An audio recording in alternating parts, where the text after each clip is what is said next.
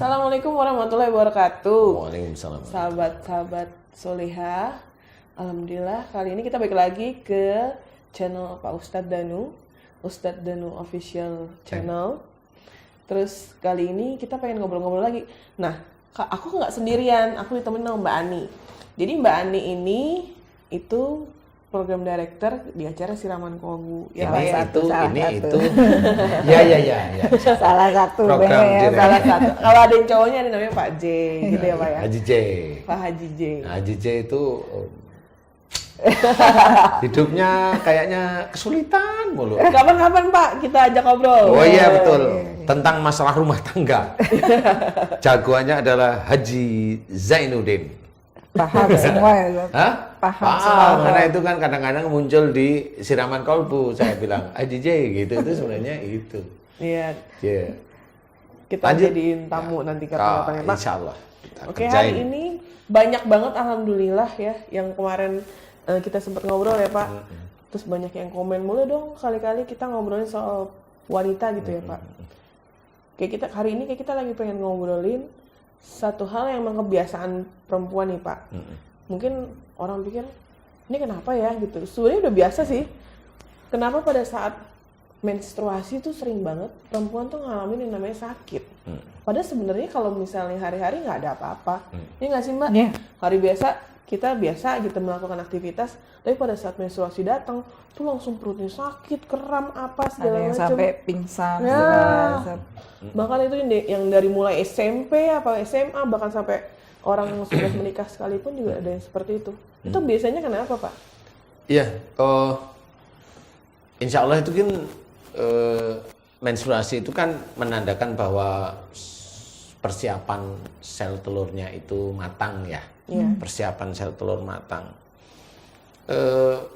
Itu dari Allah Ta'ala. Nah, persiapan sel telur matang itu kan ada persiapan untuk dibuai oleh sperma sebenarnya.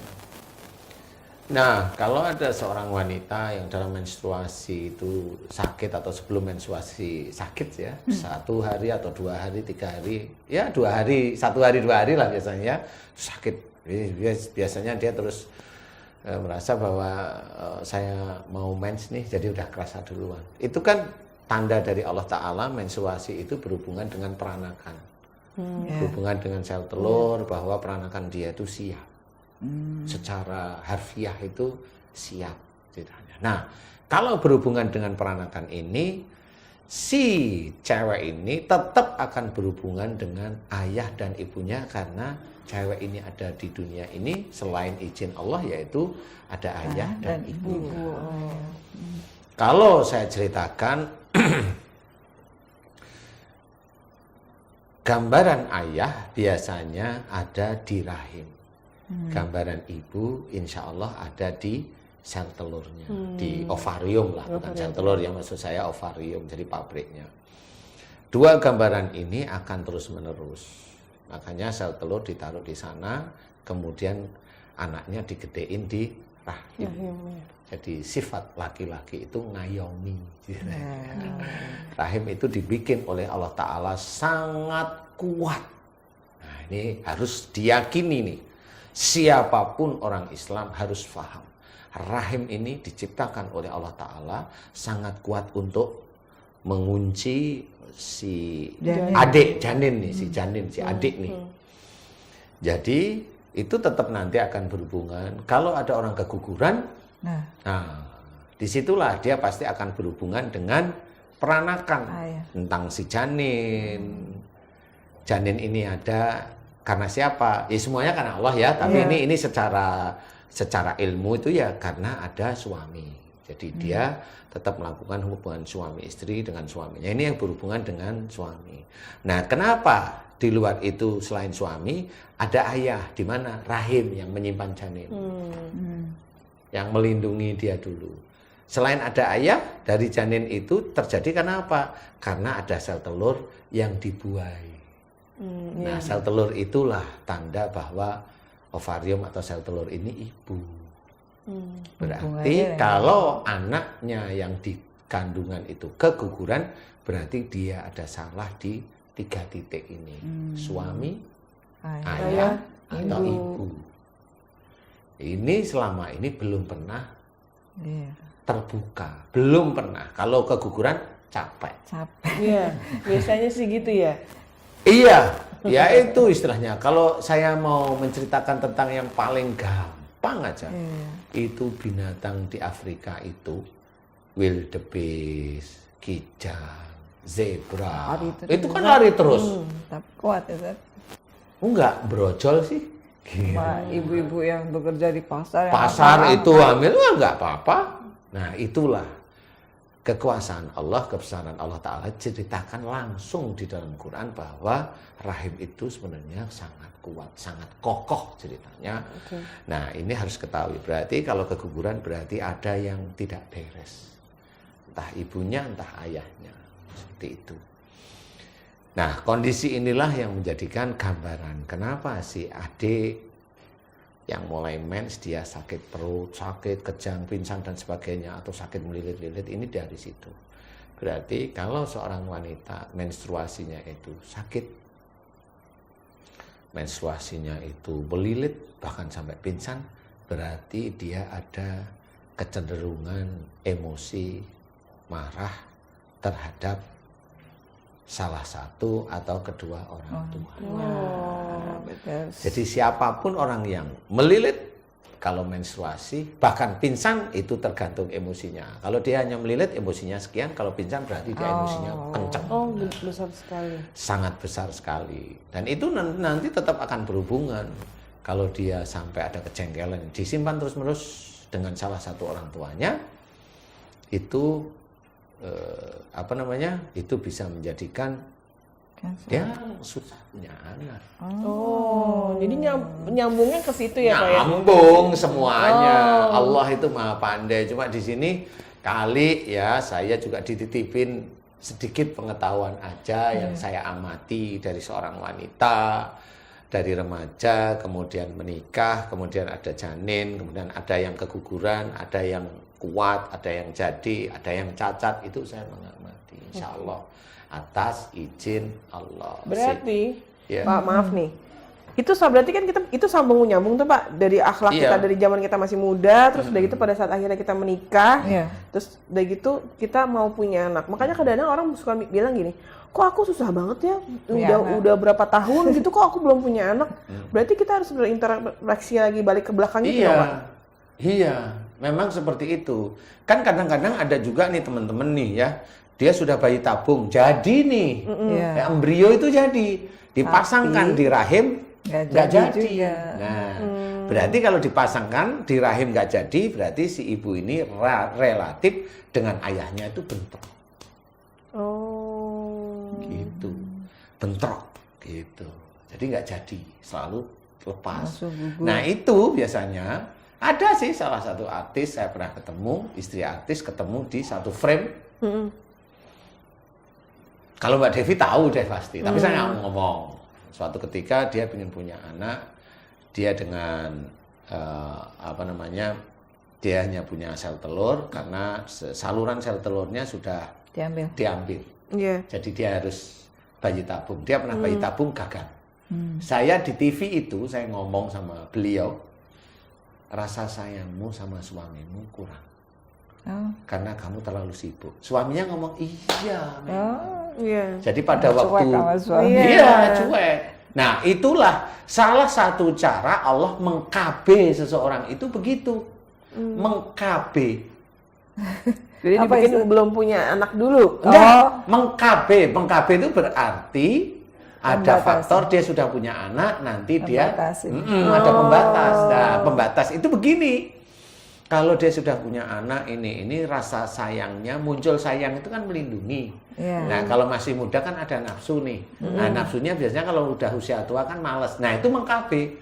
Jadi otomatis si rahimnya ini khusus untuk prosentase umur Menutup tertentu, dia nggak mau nerima sperma itu. Oh gitu. Jadi itu cara Allah itu betul-betul maha besar beneran. Bisa seperti itu juga Pak?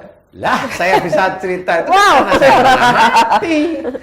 Saya mengamati di situ karena hanya cuma rasa sayang aja yang muncul, hanya melindungi, tidak ada rasa nafsu, tidak ini kepingin punya anak, nggak ada. Jadi nggak adanya itu menjadi seperti setengah sumpah nggak ingin punya anak. Udah flat aja. Sudah flat aja di situ, gitu loh. Nah itu cara-cara Allah itu seperti itu.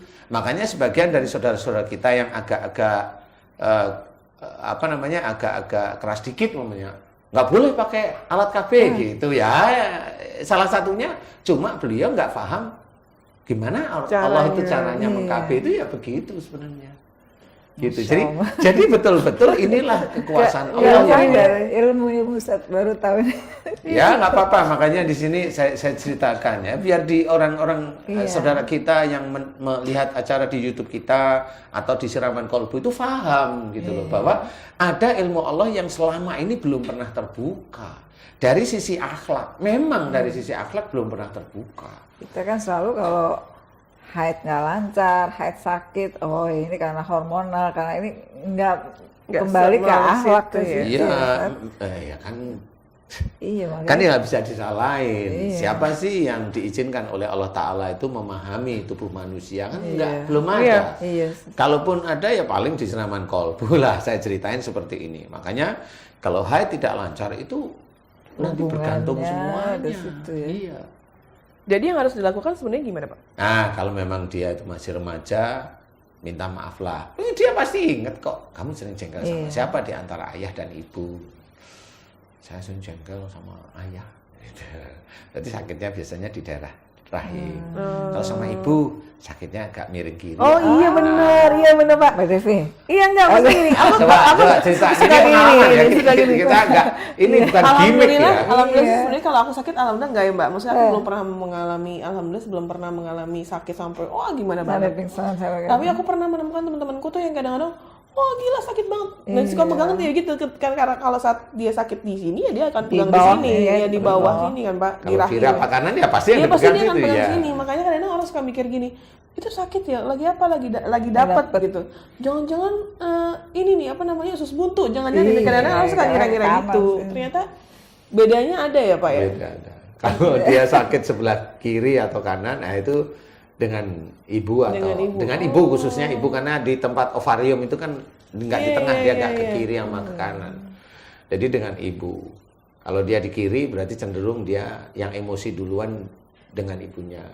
Kalau dia di kanan, insya Allah dia ada unsur baiknya, dia ada unsur benarnya, tapi dia tetap marah keras, kaku, marah sama ibunya. Itu bisa sebenarnya dia. Nah nanti kalau udah ketemu gitu, dia diajak ngomong pasti dia punya memori. Ya saya begitu sama mama saya, minta maaf lah. Masa saya yang bener suruh minta maaf? Nah itu sekarang gitu kan merasa, saya nggak salah kok, saya bener-bener aja gitu, mama aja yang emosi. Jadi bikin sakit juga ya Ustaz ya? Ya sakit dong, dia memang dia merasa tidak salah, itu pun ego. Kalau seorang yang baik, seorang muslim yang baik itu paham kok sebenarnya, berarti saya diajarkan untuk lebih menghormat pada orang tua. Tapi kalau saya nggak salah masa suruh minta maaf, lah itu berarti ada ego. Ada merasa benar. Nah itu tetap nggak bisa, dia tetap akan sakit seperti itu. Nah inilah yang selama ini teman-teman para wanita, mbak-mbak, ibu-ibu muda atau yang ini, titik itulah sebenarnya sakitnya. Gitu. Jadi apakah itu bisa jadi kanker? Kalau hanya cuma jengkelnya, tergantung ya, jengkelnya itu tergantung grade-nya aja sih. Oke. Maaf nih Mbak, kita nyambung lagi. Kalau misalnya dengan Bapak bilang, tadi kan sempat bilang kanker. Berarti grade seseorang itu terkena kanker, berarti amarahnya itu berarti sudah di levelnya level menengah ke atas. Cuma bedanya kalau dia marah dengan orang tua sama marah dengan suami, beda. Bedanya nanti di tempat umur. Jadi relatif kalau kanker itu di bawah umur 45, rata-rata dia marahnya sama orang tua. Kalau dia itu marah dengan suami sehingga terkena kanker, dia bisa hampir setiap hari marah sama suami itu bisa. Jadi persentasenya kecil, jadi jarang di umur di bawah 45 tahun itu kena kanker, di mana kalau telusuri itu dari suami jarang. Walaupun ada tapi persentasenya kecil. Ya, seperti itu. Rata-rata dengan orang tua. Kalau dengan orang tua di bawah umur 45 tahun kena kanker, biasanya nggak tertolong. Oh gitu Pak? Iya, rata-rata pasti nggak tertolong. Wah. Kalau dia masih kelihatan tertolong, dia masih menyimpan kanker di situ. Dia masih menyimpan kanker. Jadi obat itu hanya sarana aja untuk kanker itu sementara tidak bergerak. Tapi tetap itu nanti tidak akan tertolong. Tapi Kuncinya mungkin minta maaf. Ini minta sahabat-sahabat sahabat-sahabat soleh wanita itu semua ya. harus tonton ini ya Mbak. Iya, karena memang Karena harus ini ilmu banget. harus ini. kita introspeksi diri banget, terutama ke orang Introspeksi tua. dan kita kabarkan ke semuanya. Iya. rekan-rekan Ya, insya Allah kita. seperti itulah. Karena banyak terjadi banget nih Ustadz. Ke Memang. sehari-hari. Sehari-hari. Karena kita itu tidak paham bahwa jengkel dengan orang tua itu dianggap biasa. Iya Ustadz. Padahal kalau secara Islam enggak boleh, emang enggak boleh dilarang. Meskipun kadang nggak dilontarkan ya Ustadz, cuma Di sini ya Nah, sama, di sini itu kan tetap marah namanya. Astagfirullahaladzim. kadang Tetap marah, tetap marah. atau kadang cuma nutup pintu kenceng dikit itu juga Sama. Dia pengalaman abangnya nih kayak gitu. Kecuali maaf. Ini memang tadi nggak sengaja. Tapi nggak sengaja kok tiap hari. penyakit itu.